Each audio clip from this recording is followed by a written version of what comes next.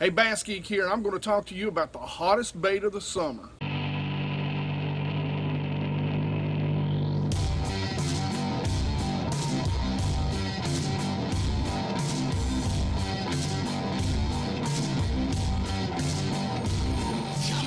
So the hot bait of the summer for me, guys, you know it's probably going to be swim bait related. I love to throw a swim bait on summer schools, out deep, offshore structure, whatever you want to call it. To me, it produces the numbers and some good size.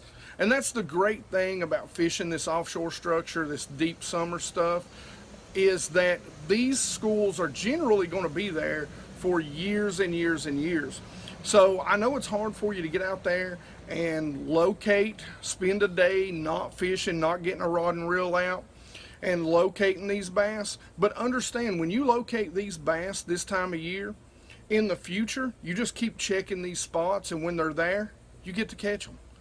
And then, just like you'll see, like you've seen in the last couple of videos, I've got another video that should be out either next week or the week after, where I take a seasoned competitive tournament angler out, and we just run 3 or 4 schools, and I mean, we load the boat. Now again, we didn't catch any monsters, you know, we were all in that 2 to 3 pound mark, but you know, in the middle of August, we're loading the boat with something like, you know, well, I won't give it away, but teens and upwards of bass just every stop, and we're doubling on what's considered one of the toughest lakes in my area. So you guys all know that one of my favorite is, you know, the Ledgehead. And I like this design because of that kill weight, and it really gives the bait a nice wobble as it's coming through the water. And then you've got the micro version here, which is on a 3.3 inch Major League Lures Boom Shad. And the Boom Shad is what I'm using. I've actually teamed up with Boom Shad now, and I've teamed up with Major League Lures. I've used these products well before I ever teamed up with them, and I can tell you, they still allow me to use other products, so I still use them. I will still, if I catch a fish on a Shadalicious or anything else in my video, I'm going to be honest to you about it, and I'm going to show that. But I'll be honest with you, now this isn't the color I use on my lakes because I fish some ultra clear lakes. The Ghost Shad color, which I'll show you a picture of here a little bit later, is the actual color. But now this is a great stained water. This is called Table Rock. But this is the way I normally, this is kind of my go-to way of fishing a swim bait, a soft plastic swim bait during the summer. Well, for some reason this summer, whether it be that the water temps are a little bit lower, whether we've had more rain, even right down to be perfectly honest, I've not found the big schools of big shad in this lake like I've seen over the past few years. So it seems the bait fish have been just a little bit smaller, but for some reason for me, the go-to bait this year and what's really produced my numbers, it's the Underspin. Now for years and years, I had relegated the Underspin to really a colder water bait. But you know, even in clear water, you know, adding the blade on the bottom, you would think would actually hurt the bait, but for some reason I just felt like these bass were so aggressive with the water temperatures in the lower spectrum of what I consider the perfect swim bait, which is about 78 to 85, and they've stayed around that 80 and 78 margin so far this year. It just seems like the bass have been super active, and I've seen them coming up and chasing bait, you know, from 30 and 36 feet from the bottom all the way to the top as a school comes across. So they've been really active. And I've early on in the year, I was getting a lot of bites on, say, these two style baits, you know, a little more subtle bait, but I wasn't getting a lot of takers. So all of a sudden, I throw a blade on, and it's really been Katie bar the door ever since. I mean, they have just been annihilating it. And we have really been putting in some numbers into the boat this year. So this particular head is called the Tennessee River Bling by Ledgehead Lures. Now he'll make them all the way up to like a 10-aught hook. I think it goes all the way up to 1 3/8 ounces, all the way down to the smaller, which I think is like 3/16 ounce. And what's great about these heads is the Major League Lures, you can really see they have a nice fat belly. It's what I love, and I fish these in clear water at least over the Kitex. And the reason why is because they have a better shad profile as opposed to that long profile. Generally, you know, I start off with a 5 to 6 inch swim bait, and I've got that. My favorite size is a 1/2 inch. Now, you know, if you want to fish, and that's me fishing it pretty deep.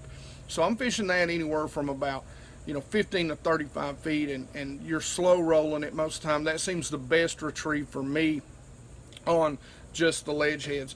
But and I fish this bait the same exact way, but I start with a 3/4 ounce. And the reason why I start with that 3/4 ounce head is because there's two things that are going to give you lift as you're reeling: the amount of plastic in the bait, and that blade is going to give you lift. So I start at about a 3/4 ounce to make sure that I can keep the bait down in the area that I want. And then I work my way up. Let's say maybe the fish are super active at the lower levels and they want it faster. So maybe I go up to an ounce or 1.25 ounces. So you can always change it. And the same goes with this. So one of the changes that I actually made, generally my favorite size in swim baits is, again, the 5 to 6 inch. That seems to be a great combination to get the bigger bite and the numbers. But this year I was getting hit on the 5 inch here with the 3/4 ounce Tennessee River Bling. And so just to change it up, I thought, okay, I'm going to throw in a little smaller bait. So I picked up my 3/8 ounce in the micro bling. That's what Ledgehead names your smaller heads. So in the micro bling, I threw it out there, and I mean immediately, after making about 4 casts and getting hits but no commits, I pick up the smaller bling, throw it out, and immediately set the hook on a 3.5 pounder. So the good thing is the smaller bait will actually pick you up bigger bites, but that smaller bait is going to pick you up a ton of numbers, and it has this year. So for whatever reason, and again, I really do believe, in at least in my area, that the bigger shad just don't seem to be as numerous as they have in years past. And for some reason, the big bass don't seem to be out on the deep schools. You know, I've thrown everything to a 7 inch, which I don't have with me, but I've thrown everything from the 7 inch all the way up to, or all the way down to the 3.3. And the bigger bass just don't seem to be out there, but we are producing a ton of numbers, which you can see in all the videos that I put out there so far this summer. All right, so I'm going to show you 2 colors. Now, like I say, I use either their crystal shad or the ghost shad in the super clear water that I fish. And I fish waters that generally are a minimum of about 15 foot clear, and they can go all the way up to about 30-32 feet in water clarity. If I was fishing dirtier water, which I know a lot of you guys do, I'm definitely going to pick up a couple 3, and a lot of that's going to depend on the type of forage that the bass have in the lake. But this is a great all-around dirty water color. This is called the Table Rock Shad. It's got a nice chartreuse body and a great dark blue back. And this is, of course, an awesome chartreuse blue color. Now, he makes a great pearl white color that is just beautiful. He also makes, and forgive me, I know this is a little dirty because I had it rolling around in my boat, and one of my other favorites, and this is called the chartreuse shad. It's got a great chartreuse line down the side. It's got a nice little light blue back to it. If you fish waters where there's a lot of trout, he makes one of the best looking, and on South Holston, I just destroy them on the 3.3, the 6 inch, and I've even had guys talk to me about, for smallmouth, using the big 7 inch trout colors. It's one of the best looking trout baits you'll ever see. He's got Major League Lures has great color selection for any color water that you're going to fish. Make sure you check them out. So the very first thing I do is I go ahead and measure out about where that hook's going to come out. I go ahead and mark that, and I poke a hole straight down through the middle. We go straight in through the nose. We come out where we marked it. Now the key to this is we want to make sure that we snug that nose up and make it nice and fat, and then we're going to bend the tail and bring it around.